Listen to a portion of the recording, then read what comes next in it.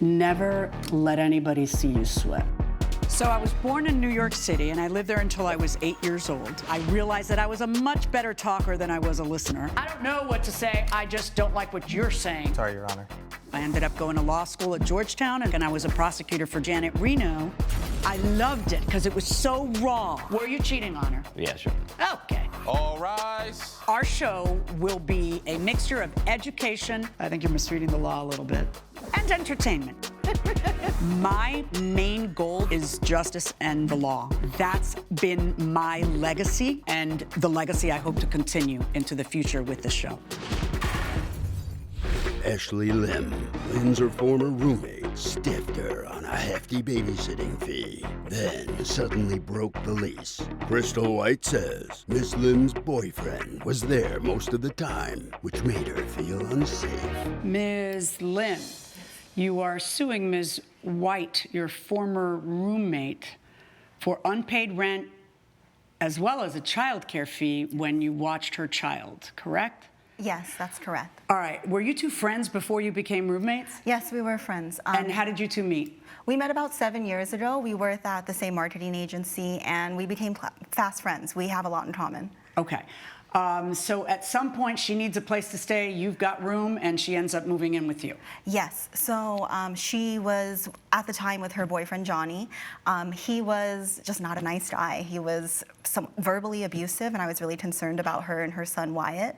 And how old is Wyatt? Wyatt is 3 right now. Okay. Yeah, so he was, I think, 2.5 at the time. And I was concerned about her and Wyatt, and so I had an extra room that I usually rent out to folks for longer periods of time, but I wanted to be a good friend, so I offered to allow her to stay with me. Okay, but she was paying rent, right? She was In fact, you paying had a rent. written agreement. Yes. Do you have the written agreement with you? I do. Can I see do. it? Sorry. That's here. Thank you.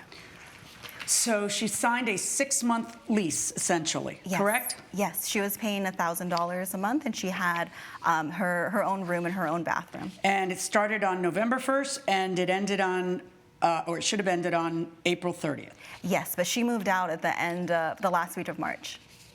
Did you guys get along while you were roommates? Oh yeah, it was great. We would carpool together really often. Sometimes I would drop off her son Wyatt at daycare. She's really clean, so she was a great roommate. Okay. It all went really well. Okay, until what? So until she got a job interview, and I was really happy. Okay, for according her. to you, things weren't going that well there. What was the problem? So things started to not go well about 3 months into my living with her. Like she said, it went really well in the beginning. The first 3 months, we had a good time, and it was a nice, healthy dynamic. Okay, all I want to know is when things went wrong Yes, and why. sorry. And I can't okay, so tell me about it. What went wrong? Her boyfriend, Darius, showed up Okay. at the end of January, and it was so fast that all of a sudden he was living at our house, always Actually there. living there or just always there? Basically living He there. slept but- over okay. almost every night. Okay. And in the grand scheme of things, he made me very uncomfortable. And Why? normally I can let things go, but I have a 3-year-old son. Right. And it made it almost like I didn't want to live in that house. I felt very Because what? What was it about him? Was it anybody or him specifically? No, him specifically. And Because what? I told Ashley, and she didn't listen to me, that he made me uncomfortable.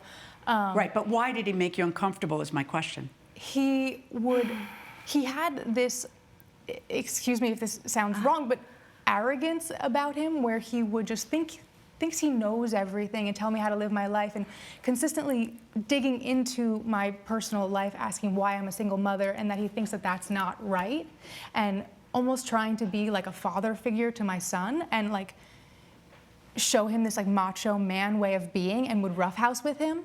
And on top of that, would drink and leave beer cans on the dining room table, which for my son to play with was consistently just saying inappropriate things. Okay, I got it. Yeah. So now you started looking for an opportunity in another city.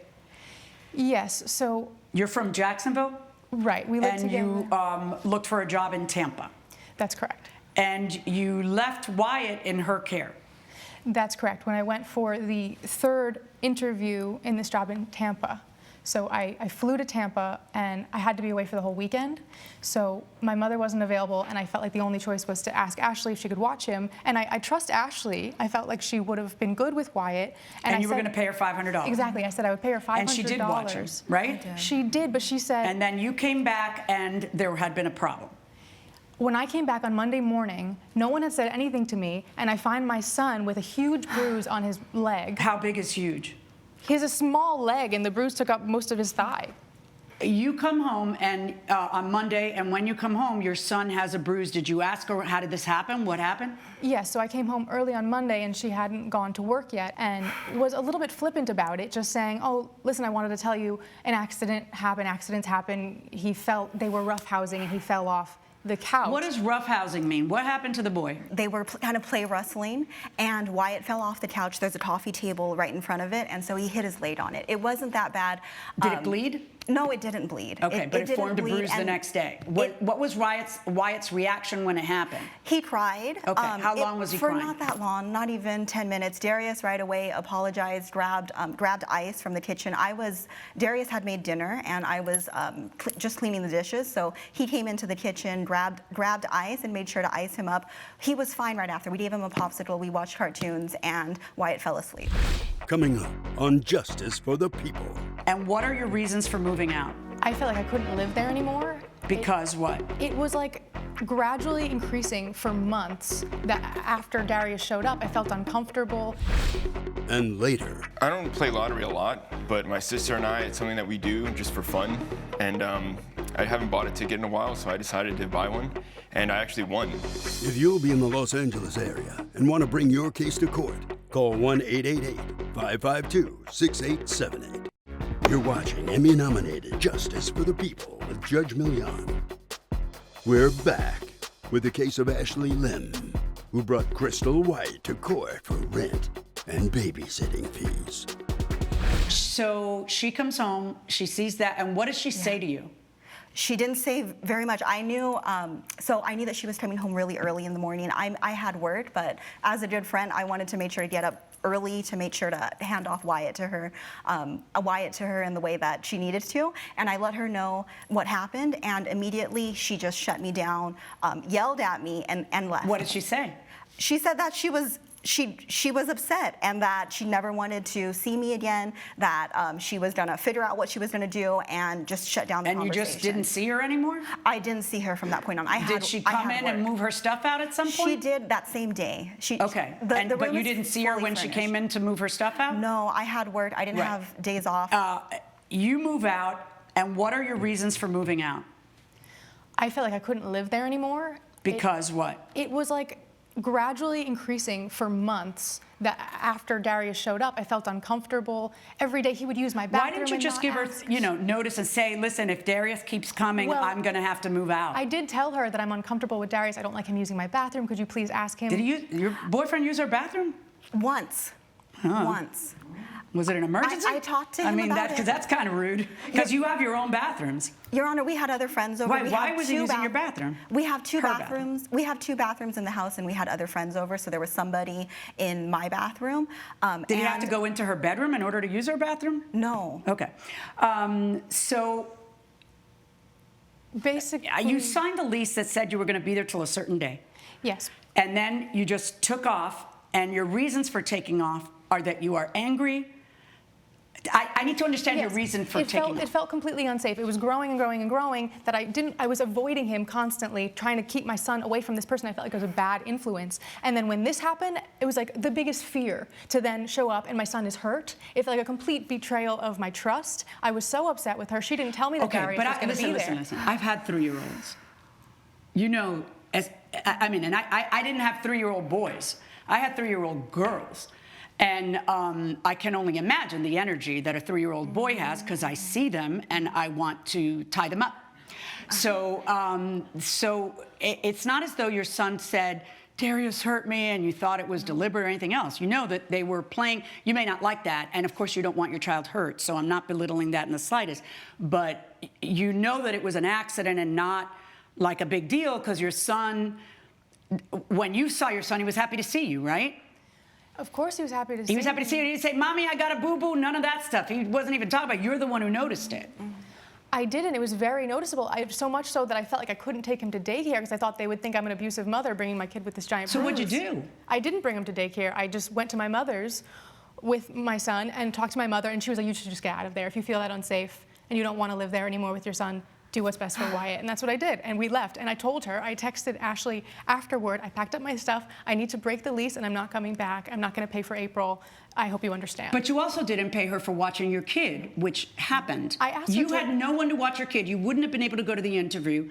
And you asked her to watch your kid, and then an accident happened. What is your excuse for not paying her the $500 for her watching your kid all weekend? Because I asked her to protect him and watch him, and she did not protect him, and she did not clearly care if she allowed a person in the house that she knows I don't like and don't trust with my son when I'm not there. It felt like a complete betrayal of trust, and then to see that he's hurt. Except for you're acting as though you said before you left your child in her care. I think you were desperate because you wanted to go to the interview and you couldn't find anybody else, and that's why you ended up asking her to take care of the kid. And she said that it would be just And that's them. fine, but if your condition is no Darius, then say so. And it's not like she did something when Darius and the boy were playing and the boy got a bruise. I feel like as a mother, you have a right to say, forget it. You know, an accident happened, but I don't want a careless person around my kid. And I've made my feelings known to you, so I'm out. I don't feel this is a safe environment for my child with you bringing a man here as often as you are. These aren't the conditions. You've breached the lease, so I'm leaving and I don't owe you rent. I feel you on that. I actually do. So she's not going to get the $1,000. I don't understand why she doesn't get the $500. I feel like she gets the $500, and that's because she watched your child. It's the only reason you were able. Did you get the job? I did. Good for you. It's the only reason you were able to get the job and go to the interview. And you can't pretend that she didn't watch your child because an accident happened, you know, at the end of that time. But I am going to make her pay you the $500. Verdict for the plaintiff. All rise. Judge Milian has ruled in favor of the plaintiff. The defendant owes $500. I'm glad that she's going to be paying me the $500 and we can just be done with this. It's a difficult thing, and I wish we didn't have to come to this, but at least we can end it here and go about our lives and say what's done is done. Coming up, Were you trying to be helpful, or was laundry part of your chores at that house? I'm trying to understand. I was trying to be helpful. Okay. you're watching Emmy-nominated Justice for the People with Judge Milian. Ronnie Holt claims his girlfriend sent his winning lotto ticket for a spin in the washer, which ruined his chance to collect the prize. April Talley says she was just trying to do him a favor, but accidents happen. All right, Mr. Holt, you are suing your ex-girlfriend, Ms. Talley, for $1,000 because according to you, she washed your winning lottery ticket, rendering it uncollectible. How long were you two dating? About 4 months. And how did you two meet? We met at a karaoke bar. I was Okay. there with some people from work, and she was there with some friends, and we just happened to meet at the bar. All right, tell me about the lottery ticket. Well, I don't play lottery a lot, but my sister and I, it's something that we do just for fun. And I haven't bought a ticket in a while, so I decided to buy one. And I actually won, which is the first time I'd ever won, so I was pretty excited. How much did you win? $1,000. Okay. So I took a picture of it, sent it to my sister. I was really excited. And then Do you have that picture? Yes, I have Can I a see copy it? of it. Thank you. Go on. And so yeah, I was just really excited. I put it in the pocket of my lucky jacket, and I was going to wait till the next day to go cash it in, because I had some other things to do that day. And before I got a chance to cash it in, it got washed and destroyed, and now. Who did it get washed by? I take it. Her. Yes, by Okay. April. Why did it get washed? Like, you left it where? It was in the pocket of my jacket, and I put the jacket right by my front door, so that way I wouldn't forget Where by your front door? On a hook? On a chair? Where? it. Just on the chair right by my front door. Okay. Coming up, He was pretty upset, and I apologized, and that I had no idea. Did you offer to compensate him or something? She never apologized, Your Honor. you're watching Emmy-nominated Justice for the People with Judge Milian. We're back with the case of Ronnie Holt, who blames April Talley for washing his winning lotto ticket. Were you trying to be helpful, or was laundry part of your chores at that house? I'm trying to understand. I was trying to be helpful. Okay, all right. So you didn't expect her to wash your jacket. You didn't know there was a winning ticket. Did you know he had won? I didn't know he played the lottery at Oh, all. you didn't even tell you. All right, and so you didn't know there was and you didn't check the pockets before you threw a jacket in the laundry? That's not How'd you know something- you could even wash a jacket? It smelled like the outside, and so I just thought it would be helpful to throw it in the wash. Without asking? Yeah, I don't even do that with my husband of 30 years because I'll find out that these pants can't be in the dryer and that. I'll go, you know what? You take care of it. Did you guys end up breaking up? Yes. Did you break up over this? No.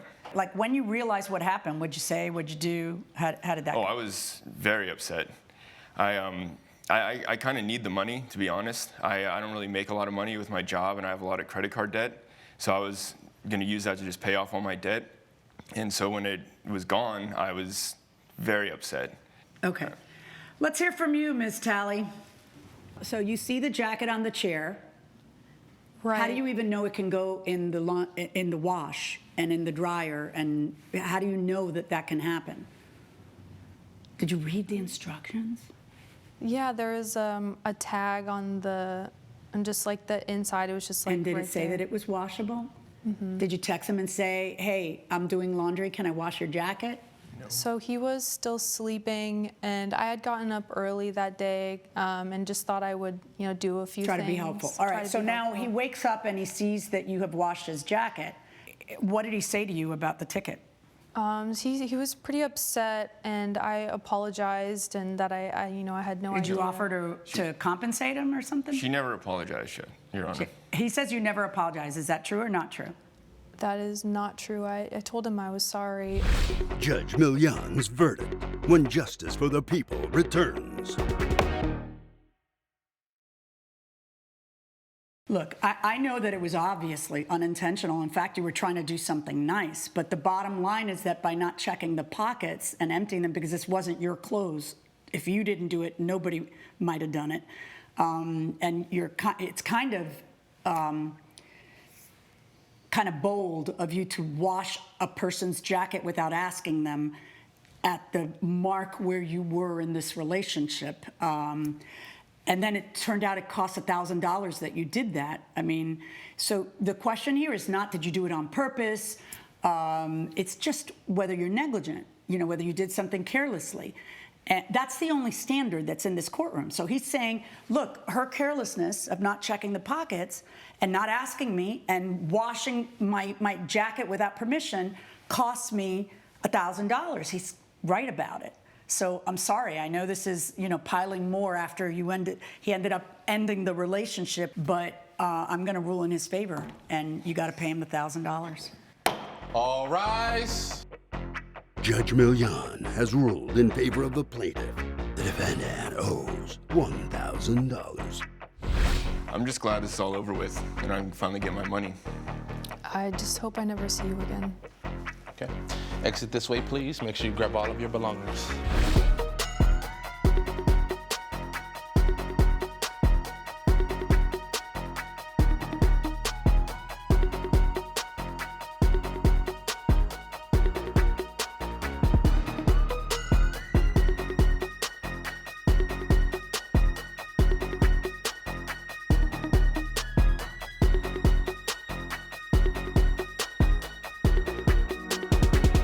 This has been a production of Allen Media Group.